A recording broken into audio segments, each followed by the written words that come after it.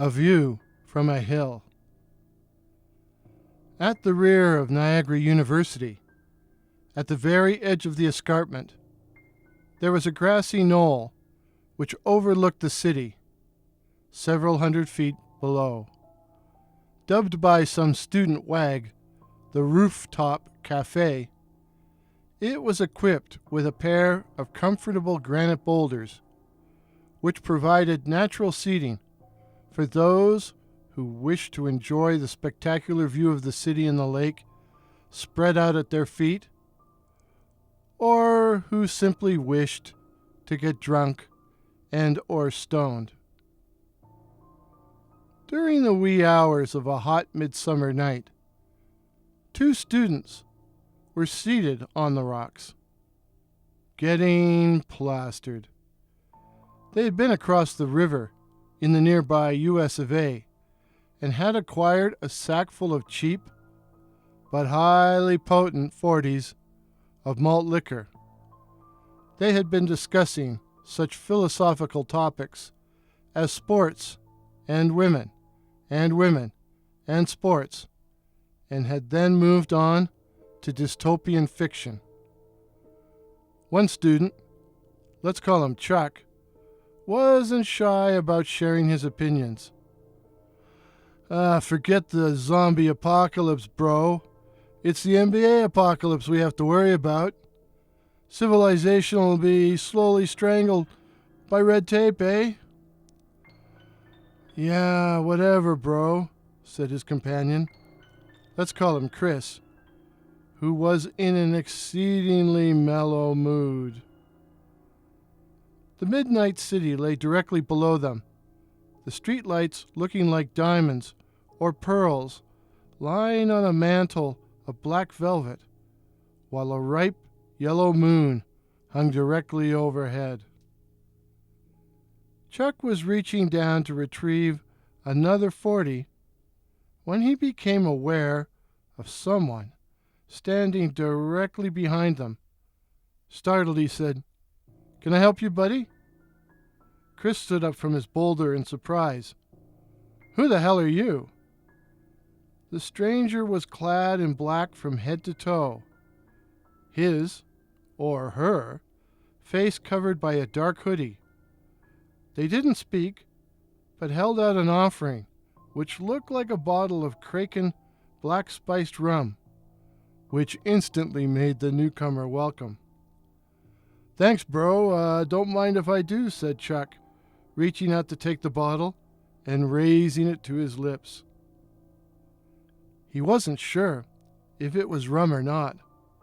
All Chuck knew was that it was the most wonderful liquor he had ever tasted.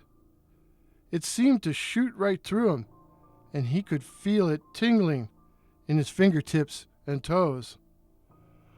"Oh, bro," he gasped, holding the bottle out to Chris, who wasn't shy about taking it.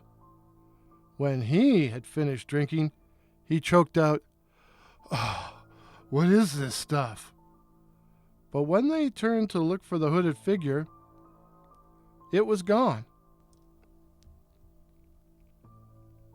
And that's when they heard the first scream.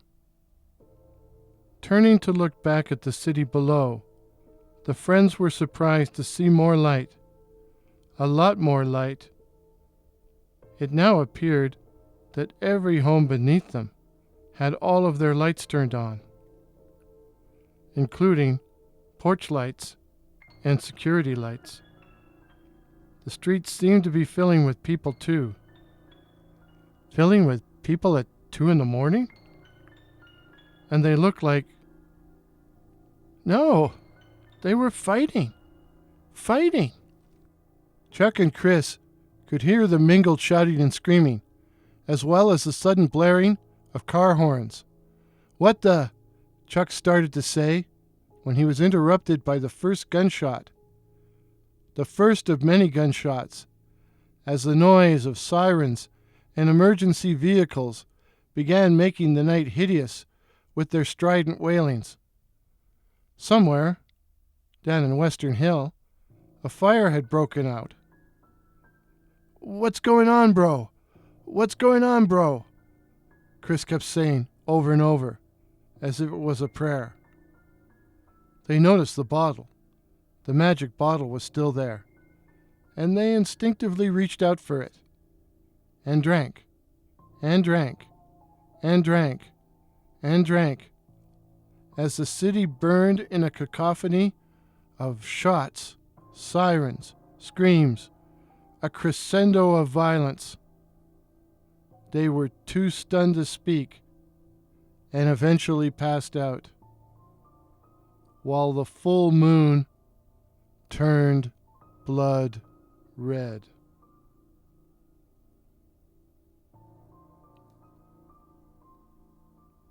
They awoke to the sound of birdsong.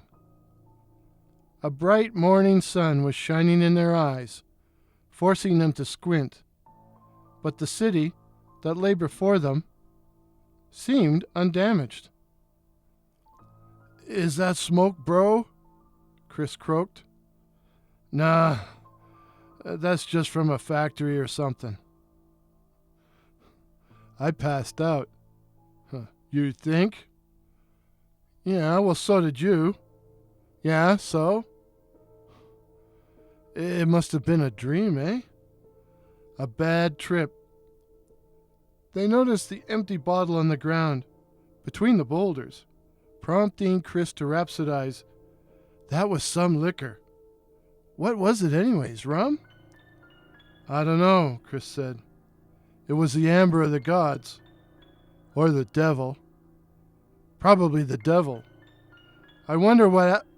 Oh my God!"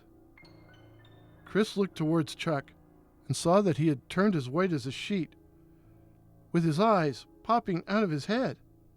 He turned and looked behind him, and then he saw it too.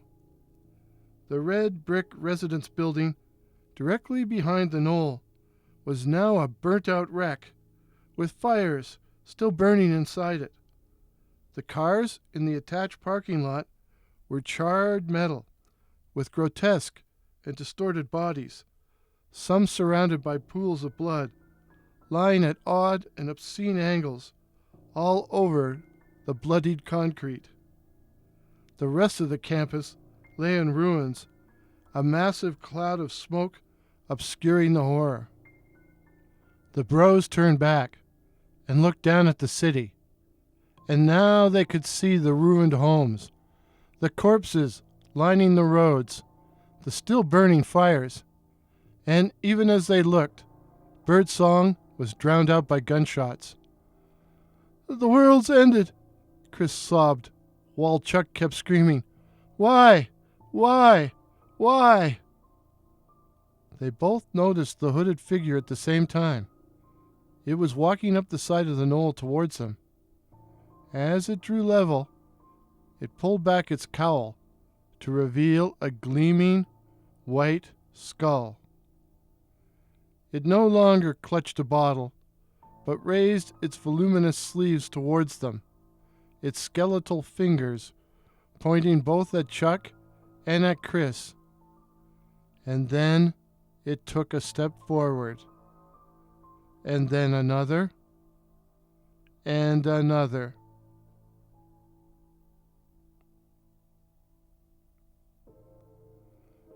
And then the world truly ended.